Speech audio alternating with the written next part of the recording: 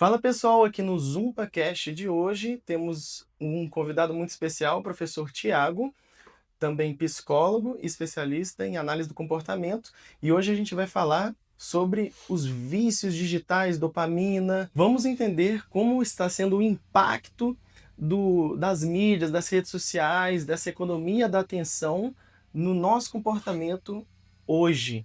Vamos ver como que isso pode estar diferenciando, às vezes, o seu filho que está aí no celular o dia inteiro, ou então a pessoa que começa a procrastinar demais, ou então começa a ter vícios em alguma coisa, sendo ela digital ou não. Vamos entender tudo isso hoje. Primeira pergunta, então, a visão popular diz que a dopamina está ligada ao prazer. Hoje todo mundo está falando de dopamina na internet, né? Mas a ciência mostra que ela está mais relacionada à busca. Como que é essa distinção de o que que eu quero com o que eu gosto? Porque às vezes as pessoas falam eu quero isso para minha vida, mas o comportamento dela tem no oposto do que ela quer, né? Como que a gente explica o fato da gente ficar continuando rolando feed sem parar, em vez de ir para onde a gente realmente quer? Por exemplo, eu quero passar na faculdade, então em vez de estar estudando ali para passar na faculdade, que é o que eu quero, eu estou, na verdade, às vezes procrastinando ali, rolando feed. Como que esse comportamento acontece? Acho que o primeiro ponto de entendimento é a gente talvez compreender que a psicologia ela tem uma diversidade teórica, perdão, muito grande, né? Então, ali cada teoria, cada forma de enxergar o ser humano pode compreender esse fenômeno de uma maneira muito específica, né? Na análise do comportamento, a gente vai entender que o nosso comportamento ele acontece ou ele existe no nosso repertório, né? Nesse grupo de comportamentos, de coisas que a gente faz na vida, e Uhum. ele existe no nosso repertório a partir das recompensas que são produzidas pelo que a gente faz. Essas recompensas, elas podem ser das mais diversas possíveis, né? E aí, quando, né, a teoria ela vai construir toda essa ideia sobre o comportamento, no sentido do que pode ser essas recompensas, a gente vai entender elas tanto aspectos que acontecem a nível biológico, quanto aspectos que acontecem na nossa própria experiência de vida e aspectos que acontecem num contexto mais cultural, mais social, enfim. Então tem essas recompensas acontecendo em vários níveis e Uhum. todas elas podem interagir de alguma forma a ponto de justificar o porquê a gente faz determinadas coisas, né? Então quando a gente olha para a dopamina, que a gente pode entender como esse hormônio do prazer, né, que tanto motiva, né, ou tanto estimula o nosso próprio comportamento, como talvez aí uma recompensa a partir do que a gente faz, e a gente tenta aplicar isso a um contexto de mídia digital, por exemplo, a gente está entendendo talvez aí um comportamento que ele tem um baixo custo de resposta, ou seja, ele não precisa de muito para ser produzido e aí ele vai produzir como uma recompensa. Por exemplo, a nossa satisfação, o nosso bem-estar, o prazer por conta dessa substância. E, obviamente, outras coisas que a gente pode entender. Então, entendendo essa dopamina aí como uma recompensa, como que ela vai competir com outras coisas? A gente está falando de um comportamento que não precisa de muito para se fazer e Uhum. produzir algo que é muito satisfatório para a gente. E aí esse cenário compete com outros comportamentos que têm um custo de resposta maior, ou Uhum. seja, eu preciso fazer muita coisa ou são coisas mais difíceis de serem executadas para produzir talvez algo parecido ou alguma outra recompensa. Então acaba que essa troca, né, comportamentos que produzem uma recompensa imediata e outras a longo prazo acabam perdendo, ganhando mais força nesses comportamentos que vão dar pra gente essas recompensas ali no meu contexto imediato do que outras que eu vou precisar me esforçar mais ou Uhum. fazer muito mais coisas para conseguir chegar naquele resultado. Entendi, Tá? porque quando você vai então, nesse exemplo que eu dei da faculdade, o esforço que eu tenho que fazer para receber a recompensa ali do aprendizado, que até porque dá prazer, né, aprendi algo novo é legal. Aprender algo novo é legal, ou até ir na academia, tem aquela dopamina da academia, só que tem um esforço, né. E aí, às vezes, perde nessa questão da competição por outro comportamento que dá, Gera às menos vezes, o mesmo esforço com a nível ou mesma mais de recompensa. dopamina, que é a recompensa, só que com menos esforço. Exatamente. Entendi. Então, é uma competição ali de esforço por recompensa. Basicamente. Cabe a nós ter esse insight, né, de lutar contra isso, né, para chegar onde a gente quer. Exatamente. E aí a gente vai falar mais para frente como combater isso, né, como lutar para chegar onde a gente quer e impedir que isso domine a gente, né? Se é que pode se dizer assim. Bom, pergunta número 2. Os algoritmos, né, das redes sociais usam um chamado reforço intermitente, esses de vídeo, né? A mesma lógica das máquinas de cassino, para manter o usuário preso à incerteza da próxima recompensa. Como que a gente pode falar disso? Qual que é a relação entre essa recompensa de um algoritmo de vídeos curtos, né, para essas máquinas de cassino que também a gente está vendo que está deixando muita gente com problema hoje? Então, a gente pode entender talvez esse sistema de recompensas acontecendo de duas formas possíveis, né? Uma possível explicação para o funcionamento do nosso comportamento. Eles podem acontecer sempre que eu faço alguma coisa, ou eles podem acontecer de vez em quando, ou seja, nem sempre que eu faço eu vou ser ali seguido de uma recompensa, algo de bom, de importante para mim vai acontecer. Então, de um lado eu tenho um padrão um pouco mais contínuo, e de um outro lado eu tenho um padrão mais intermitente, que foi o que você falou. Ambos os modelos de recompensa sobre os nossos comportamentos, eles funcionam. Cada um vai ser mais forte para fazer alguma coisa. Quando eu falo desse padrão de comportamento em que todo comportamento vai produzir uma consequência, eles são muito úteis para a gente aprender a fazer algo novo, Uhum. para criar algum hábito, sabe? Nesse sentido de quando a gente está começando a fazer Ah, alguma tipo quando coisa. é criança também, o pai fala: "Ah, se você fizer passar de ano, você ganha isso". E talvez esse passar de ano ele fique um pouco mais passado, porque você precisa de um É mais longo período longo aí de, prazo. né, de uma série de ações para produzir talvez ações mais encadeadas para produzir uma recompensa, né? Aham. Mas, por exemplo, quando eu vou na academia, né, uma atividade que às vezes é simples ali do meu dia a dia, da minha rotina, e eu tenho ali como uma recompensa o bem-estar, eu posso sentir isso toda vez que eu vou à academia, né? Uhum. Mas ser elogiado, por exemplo, ao ir à academia pode acontecer de uma forma um pouco mais espaçada. Nem sempre que eu vou à academia eu vou ser reforçado por isso. Então, essas coisas podem aparecer na nossa rotina de várias formas. Quando a gente olha para esse cenário de recompensas, né, especialmente para redes sociais ou outras plataformas, como por exemplo de jogos, enfim. No geral, essas recompensas, quando elas acontecem de uma maneira, e é o padrão, né, essas recompensas que vão aparecendo de vez em quando, e aí a gente pode pensar isso no contexto de uma rede social ou de uma plataforma de jogo, por exemplo, esse modelo, diferente de esse modelo contínuo, né, de Uhum. recompensas que vai favorecer o nosso aprendizado, esse outro modelo de recompensas mais espaçadas, eles favorecem agora a manutenção desse padrão de comportamento. Então, enquanto um estimula esse aprendizado inicial, o outro ele é muito funcional para essa manutenção desse repertório, ou seja, para que esse comportamento Se aconteça. mantém. Por isso, muitas plataformas de jogos utilizam esse modelo do que a gente chama de reforço intermitente, né? Essa Aham. recompensa que aparece de vez em quando, para manter o usuário fazendo, ou, né, tendo aquele tipo de comportamento, que no caso seria jogar, Uhum. usar a plataforma, e as redes sociais podem ser um exemplo disso também. Então, isso acaba tornando aquele comportamento mais difícil de ser extinto, por exemplo. Uhum. Uma vez que ele perdura mais, que já cria esse padrão de hora eu vou ter recompensa, hora eu não vou ter recompensa. Isso pode favorecer a permanência daquele comportamento. Por isso, alguns comportamentos ditos viciosos são tão difíceis de serem mudados, né? Assim, por conta desse Sim. padrão que se estabelece Então, de quando recompensa. eu tô lá passando vídeo por vídeo, por exemplo, é mais difícil de eu sair porque, eu não sei exatamente quando vai ser um vídeo que vai me agradar muito, quando não vai ser um que não vai agradar tanto, mas eu tô sempre ali e é difícil o termo, né, extinguir o comportamento, que é parar, né, sair ali, porque ele é hora sim, hora não, e você não sabe quando vai ser, então isso tende a A permanecer naquele permanecer comportamento. no repertório do indivíduo. Nossa, muito legal saber disso, né, não muito legal ouvir. Sim.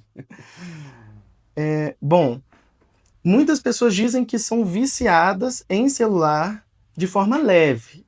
Do ponto de vista clínico e comportamental, qual que é a diferença entre um hábito intenso e um comportamento realmente que pode se chamar de vício? Então, assim, sabe quando a pessoa fala, né, que, ah, não, acho que eu não tô viciado, não, eu só faço muito, mas eu consigo controlar. Quando que seria, assim, um problema? Essa é uma pergunta interessante e ao mesmo tempo difícil de ser respondida, assim, porque esses parâmetros do que se torna um vício, do que se torna apenas um hábito que acontece de uma maneira intensa, eles não são muito claros, né? O que que a gente pode entender a partir dessa problemática? Olhar para esse comportamento entendendo o que que ele produz para esse indivíduo, qual que é o benefício que ele tem a partir do que ele faz, né? Existem hábitos, existem padrões de comportamentos que a gente vai adotar na vida que por alguma questão, por algum esforço ou por alguma outra motivação a gente consegue alterar, né? Uhum. A gente consegue mudar aquele padrão, enfim. E ele traz benefícios para esse indivíduo que se comporta, que faz aquilo. Quando a gente olha para um comportamento que a gente às vezes vai entendê-lo como vício, a gente pode entender que esse comportamento, além de produzir algumas recompensas que justificam a existência desses comportamentos, eles vão produzir muito impacto negativo na vida desses sujeitos. Então, Impacto os negativo. prejuízos serão muito grandes. Então, hábito saudável que a gente faz de uma maneira intensa, que produz benefícios, não é uma questão problemática. A Uhum. questão é quando a gente começa a olhar para esse padrão, entendendo que a frequência desses comportamentos está produzindo também prejuízos ou, né, outras coisas que podem de alguma maneira se Uhum. relacionar com o que ele faz, produz aí sofrimento, produz Uhum. prejuízo, às vezes prejuízo financeiro, tempo, Então, e a pessoa deixa de, por exemplo, se engajar em outras atividades para permanecer naquela atividade numa frequência, uma intensidade muito grande. Então a gente sempre olha para o por que que isso está gerando. Se a uhum. gente vê benefícios, talvez não seja um padrão Uhum. que mereça atenção no sentido da mudança, mas se a gente está vendo um padrão de comportamento que tem produzido muito sofrimento e prejuízos, impactos negativos na vida desse Aham. indivíduo, talvez seja o momento né, de olhar para isso no sentido de tentar, né, estratégias para conseguir alterar esse Sim. padrão. Eu acho que eu pensei até num exemplo legal, que eu também sou personal, né? Por exemplo, uma pessoa que fica viciada na academia, que o pessoal fala, ah, é rápido de academia, ficou viciado e tal.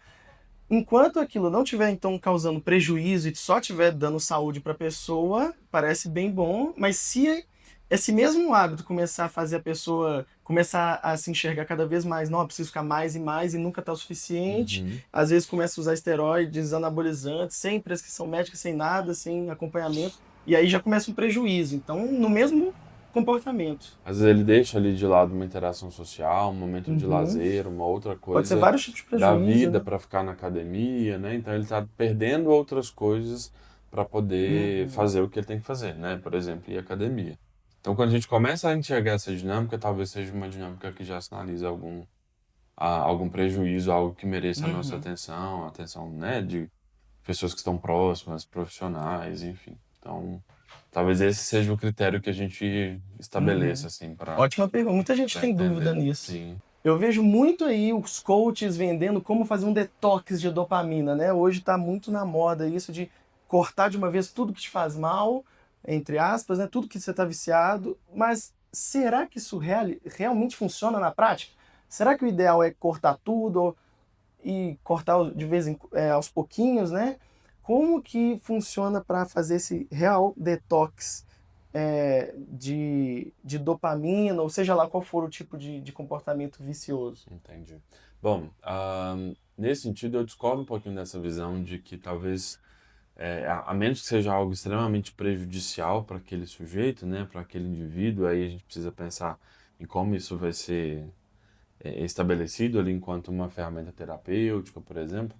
Mas eu não acredito muito nesse modelo de que talvez essa dopamina precise, ou qualquer outro tipo de recompensa que a gente receba, né, dentro do que a gente faz, que precise sair de uma forma imediata. Tem várias explicações possíveis para isso, né? Quando o nosso comportamento ele para de produzir aquelas recompensas, no geral o que a gente observa é um aumento da taxa de frequência, ou seja, aquele comportamento passa a ocorrer mais vezes, ou aquela tentativa de se obter aquela recompensa passa a acontecer de uma outra forma, enfim, a gente vai variando o formato do nosso comportamento ou a intensidade. Se essa estratégia ela não é uma estratégia consistente, provavelmente esse comportamento vai voltar a produzir as mesmas recompensas, só que agora num nível diferente, em que talvez está mais intenso ou num formato diferente. Então aquele padrão acaba não sendo alterado. Como é que a gente pode, talvez, mudar um pouco dessas estratégias? E aí tem um outro conceito que eu acho que é importante, assim, quando a gente está olhando para, né, e para contextos de privação, no geral, isso não é uma regra absoluta, mas no geral esses contextos de privação tendem a potencializar comportamentos compulsivos.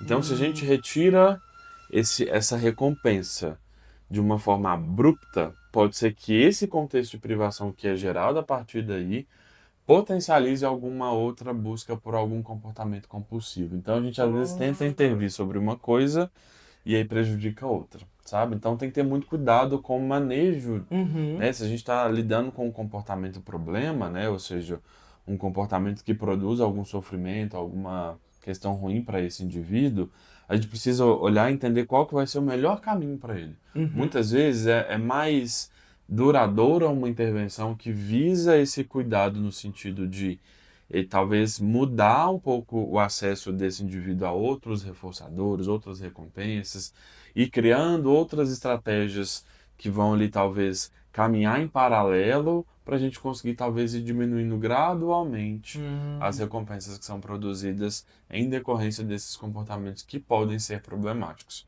Então, é esse cuidado que a gente precisa ter, sabe? Não é só tirar. A gente precisa aham, entender todo o contexto desse indivíduo, talvez ajudá-lo a construir outros repertórios antes de talvez tirar alguma coisa que já funciona. Esse aham, comportamento que a gente chama de comportamento problema, ele só existe porque algo importante é produzido para esse indivíduo. E uhum. não dá simplesmente para chegar e tirar, né? Sem talvez ali construir algum outro recurso para ele lidar, Então né, é com essa muito mais questão. complexo do que simplesmente Tirar. cortar. Tem que então fazer toda uma análise daquele indivíduo. É bem individual mesmo, né, Sim. específico daquela pessoa, então é muito difícil fazer um curso, uma regra geral, né, Uhum. e depois, tendo aquele contexto daquela pessoa, ir manejando e vendo o que está acontecendo para ir reformulando as estratégias, né, não As é só estratégias tacar uma precisam, estratégia e pronto. as estratégias precisam sempre acontecer no nível da particularidade, assim, né? Uhum. É, Por isso a é, é, terapia seria muito mais útil aí nesse sentido de, em questão de, terminar um comportamento que, né, causa um problema. sim, não dá para aplicar tudo para todo mundo. É claro que a gente tem uma forma única, né, de entender o comportamento humano, como Uhum, que ele funciona, mas para cada indivíduo a gente está falando de um indivíduo que tem uma história de vida, que tem uhum. as questões presentes naquele contexto, no ambiente de vida daquele sujeito. Então a gente não consegue fazer uma intervenção eficaz que seja única para todo mundo. Sim. Então a gente tem a nossa, óbvio, né, o nosso olhar sobre esses fenômenos, mas a gente precisa pensar essas estratégias de uma maneira muito individualizada. Assim a Sim. gente tende a garantir uma intervenção que caminhe na direção do que aquele sujeito, indivíduo, de Uhum. fato precisa ali, né? É, porque muitas e vocês vão mesmo ouvir, né, os relatos de: "Ah, eu fiz algo, assim, de só cortar e deu certo", mas algumas pessoas realmente vão conseguir, né.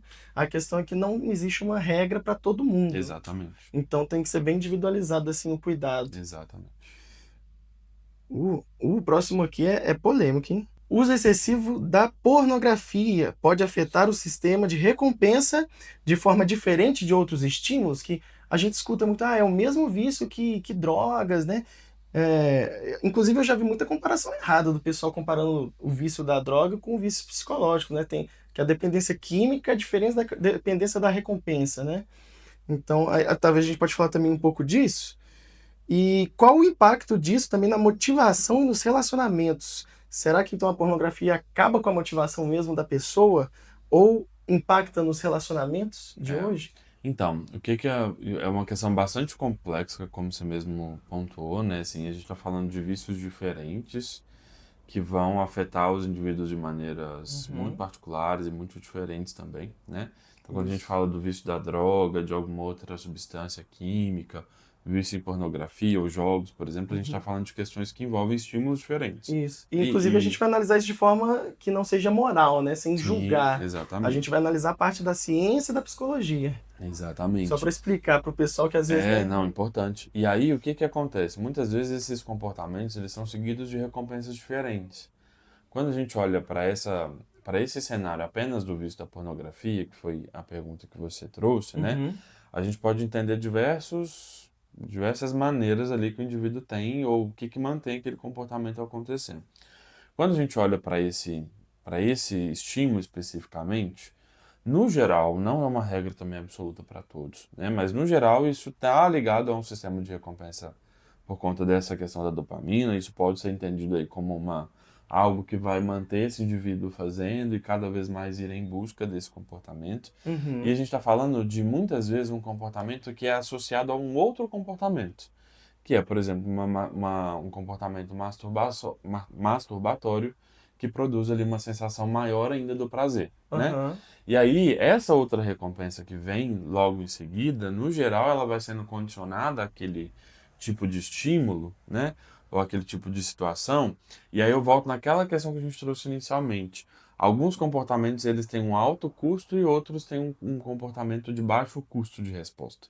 Ou seja, alguns comportamentos eles precisam de muito esforço, muita coisa Uhum. para chegar num reforçador. Por exemplo, se formar numa faculdade, você precisa ali talvez de anos de estudo para Uhum. conseguir uma recompensa maior, que é a sua profissão, o seu diploma, Ah, enfim. e falando dos Atividade física. relacionamentos, o buscar o prazer ali com a parceira pode ser mais exige mais custo do que, por exemplo, o ato masturbatório sozinho, né. Ou Exatamente. só ligar a TV e assistir alguma coisa, ligar o E computador. aí tem outras questões que podem envolver esse contexto, por exemplo, assim, né, dessa questão que às vezes paira pela questão do desempenho, né, na hora do ato sexual, enfim, que isso Uhum. pode produzir muita ansiedade para algumas Ah, pessoas. porque então o custo Então, não é só mecânico, né, não é é um só custo mecânico, psicológico. também tem uma questão emocional que pode Aham. para muitos indivíduos ser uma questão, né? Não tô falando que isso é regra para Uhum. todo mundo, né? Muita gente às vezes não apresenta esse comportamento, né, de buscar por pornografia numa intensidade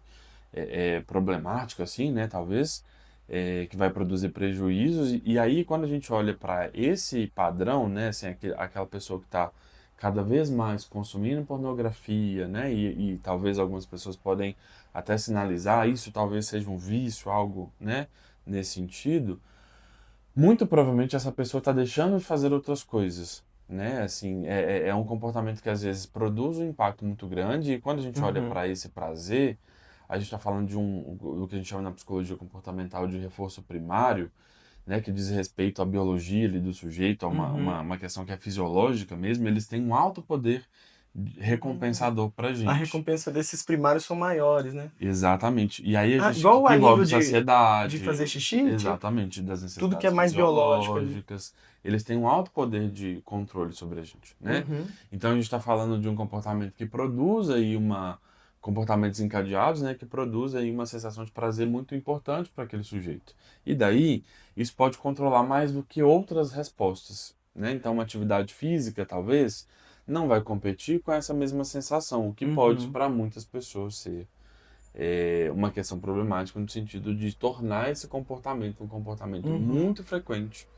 E aí a gente vê esse indivíduo às vezes deixando, né, ficando isolado, porque Eu esses outros contextos isso. provavelmente vão Eu já ouvi um exigir relato mais esse indivíduo, né? que às vezes o indivíduo ele gostava de sair, conhecer gente nova, mas aí depois que ele começou a meio que ficar com esse comportamento muito,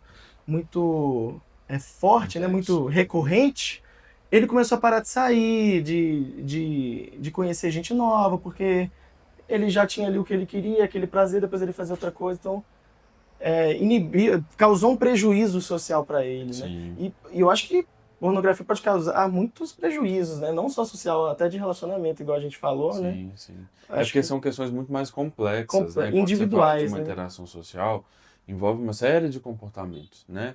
E que às vezes para muitos indivíduos pode Uhum. ser uma questão difícil, né? De engajar, de se manter Sim. num relacionamento.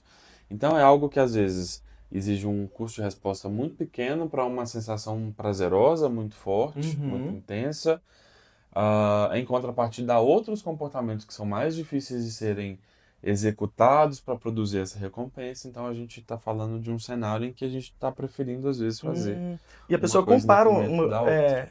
algo uma coisa com a outra, né, às vezes, tipo, vamos supor que a pessoa está ali viciada nessa recompensa muito grande, e aí outra coisa que geralmente daria uma satisfação para ela já não está dando mais. Uhum. Então pode envolver outras áreas da vida que não tem nada a ver, né, com Sim. relacionamento também. E uma vez que a gente não faz alguma coisa, a gente não está produzindo essa recompensa, Sim. né? Então, se a pessoa deixa de engajar em outras atividades para consumir cada vez mais pornografia, ela está deixando de produzir satisfação, prazer em outras áreas da vida, Uhum. né? E aí isso vai perdendo E vai valor e piorando, a né? gente vai vendo esses indivíduos cada vez ficando reféns desses comportamentos, Sim, muito sabe? complexo essa parte. Muito mais que a gente imagina, né? Que a Sim, gente acha que é não só é tão simples um assim, né? detalhe ali, não Óbvio é? que a gente precisa olhar isso para cada pessoa, né? As Sim. motivações para isso podem ser das mais diversas possíveis, né? Então, é uma maneira possível, mas que não tira a necessidade de a gente olhar para cada contexto de uma forma muito Muito específica também. específico. Por isso também a importância porque julgar é muito fácil, né? Difícil é realmente analisar o contexto, ajudar. Sim. Agora a gente vai falar um pouco sobre a cultura da hipergamia, comparação constante também. Escolher às vezes uma parceira para minha vida, mas às vezes eu começo a ver no Instagram todo dia uma ainda mais bonita, todas acessíveis ali, e eu vejo muitas pessoas falando sobre isso, e todo mundo tem acesso a todo mundo agora com um direct, né, de mensagem. E então, e eu mesmo me comparando com outras pessoas também, né, com rotinas às vezes luxuosas, que ostentam carro, blogueira, né, que as pessoas seguem muito, que começam a ostentar. A gente vai falar disso, então, como que as redes sociais incentivam essa comparação constante com versões idealizadas da vida dos outros, né? Porque a gente também não posta coisa ruim, né? A gente vai postar o que é bom na nossa vida. Então, gera ali uma comparação meio falsa, né? Como que isso impacta na ansiedade e o bem-estar das pessoas hoje e nessa questão também de escolher alguém ali para a vida ali na questão de relacionamento, essa comparação, o que que você pensa sobre isso?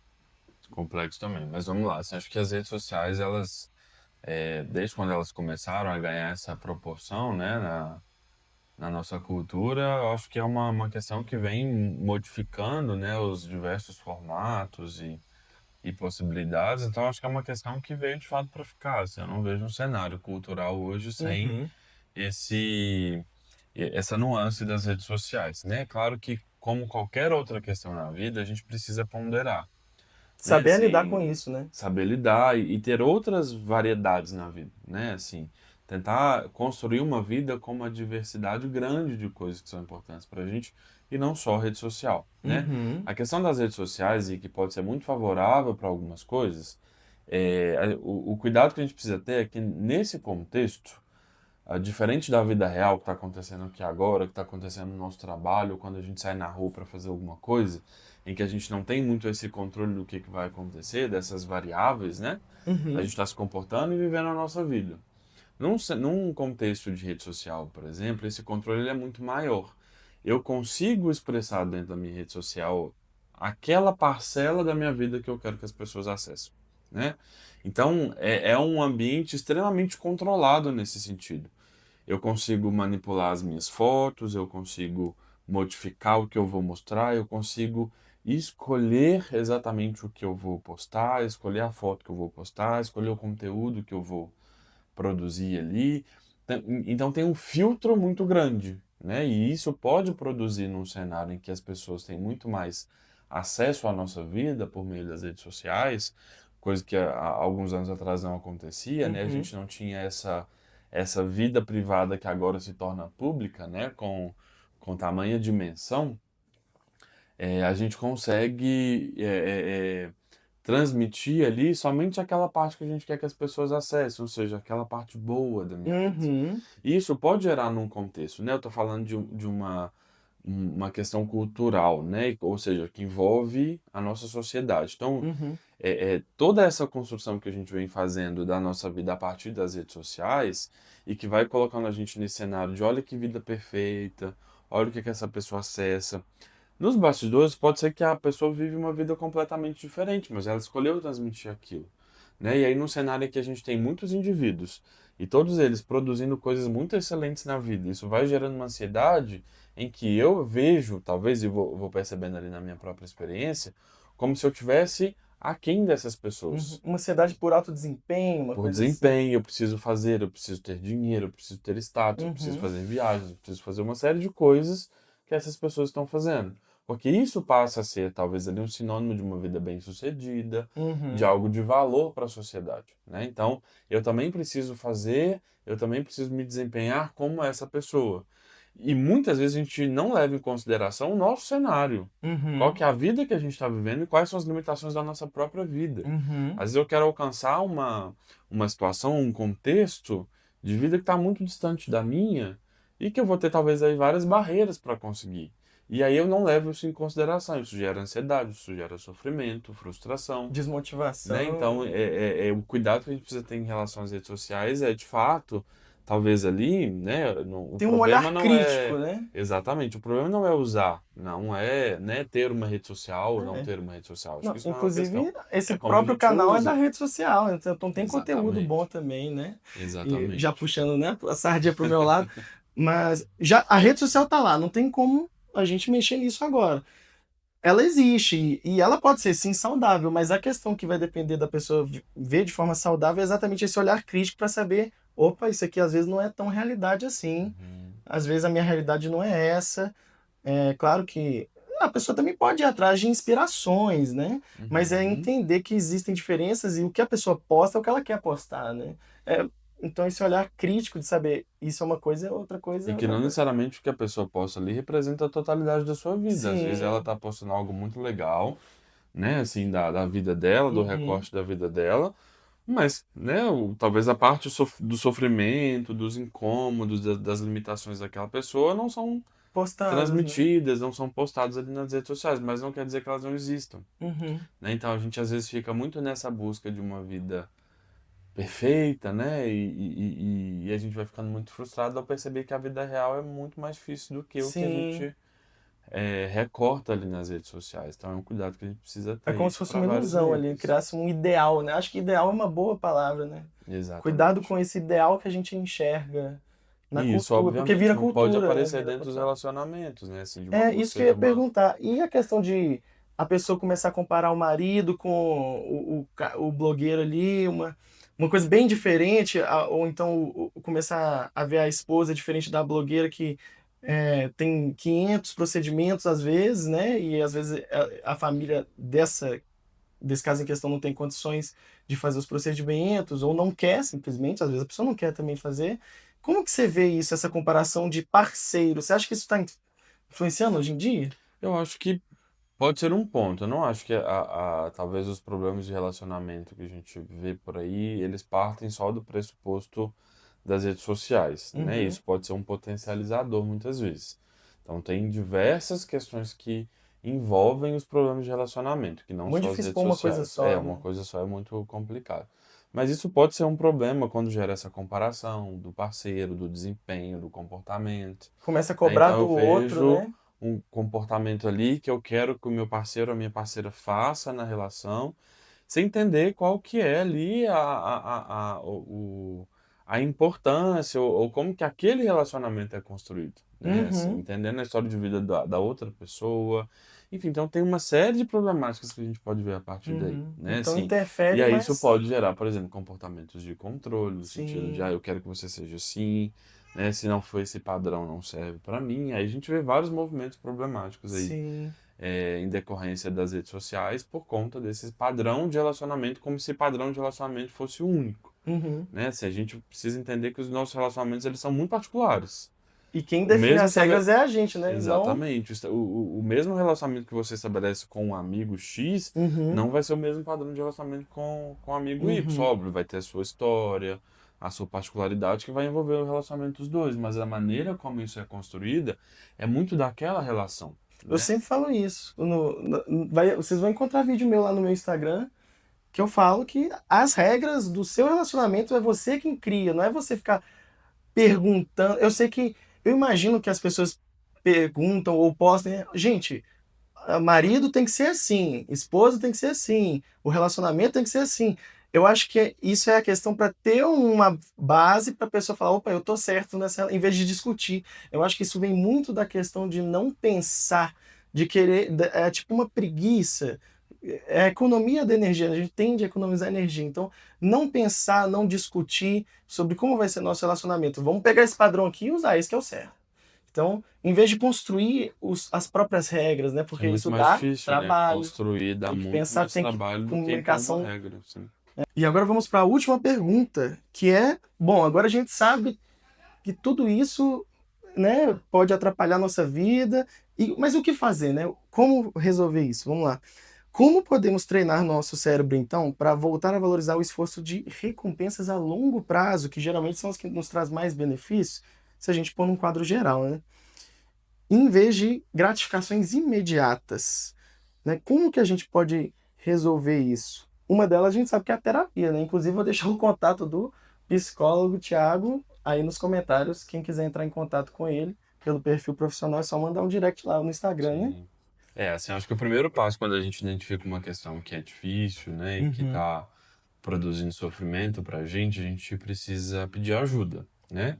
Às vezes essa ajuda vai vir por uma pessoa próxima, né, uma pessoa que talvez vai ser de confiança, e muitas vezes essa ajuda precisa partir de um profissional gabaritado, né, que consiga de fato entender toda essa individualidade, toda essa particularidade, entendendo ali as nuances do ambiente dessa pessoa, Uhum. da sua história de vida, de como essa pessoa faz as coisas, como é que ela foi aprendendo, né, a fazer todas essas coisas, o que que ela sente, o que que ela pensa, enfim, uma série de possibilidades aí dentro de um contexto terapêutico, né? Então, eu acho que o primeiro passo é buscar por ajuda, porque a gente vai conseguir entender essa problemática dentro de um contexto muito individual, né? E o que que a Uhum. gente pode, né, talvez eh, pensar, né, em relação a essa coisa da recompensa de curto prazo e recompensa de longo prazo, entendendo que essas duas coisas vão acontecer na nossa vida. A gente vai ser motivado por essas coisas que a gente faz e que vão produzir umas consequências imediatas aqui pra gente, recompensas no nosso momento presente, e tem coisas que vão ser construídas a longo prazo. E Uhum. precisa entender qual que é o valor dessas coisas pra gente, o que que faz sentido, né? Assim, pensar sobre essas possibilidades e, de fato, começar a fazer algumas coisas que vão produzir essas consequências a longo prazo é muito importante. A gente precisa entender que nem tudo que a gente vai fazer vai proporcionar essa consequência no aqui e agora, essa Uhum. recompensa.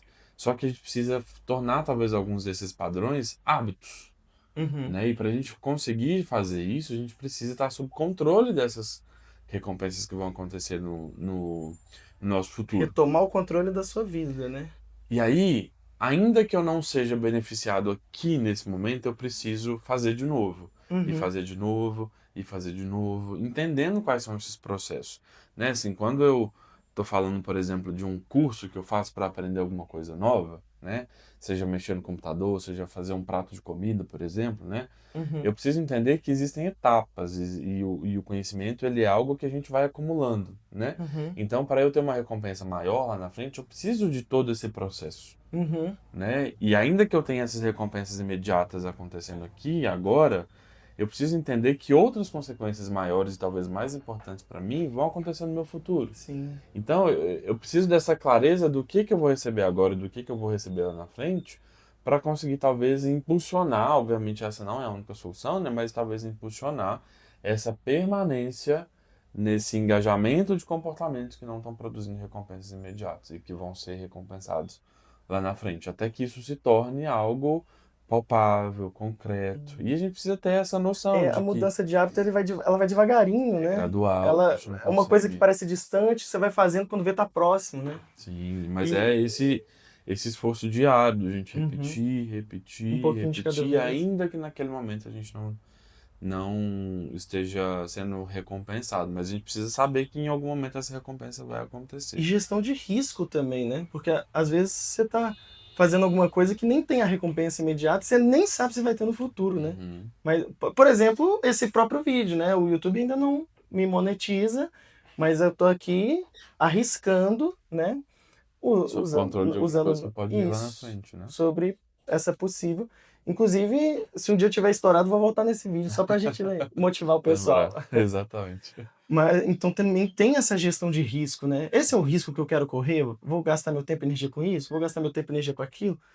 E o que, que você acha também de tentar moldar o ambiente para ficar mais favorável a essas. Vamos supor que que eu seja. Eu procrastino muito, sei lá, jogando no computador, jogando Dota 2. Uhum. Aí, se eu deixo aquele computador ali ligado, o jogo já aberto, já dificulta para eu sair desse estímulo, né? Uhum. Às vezes. Existem modificações ambientais que, obviamente, são possíveis, né? O nosso Uhum, comportamento se dá também diante de um contexto.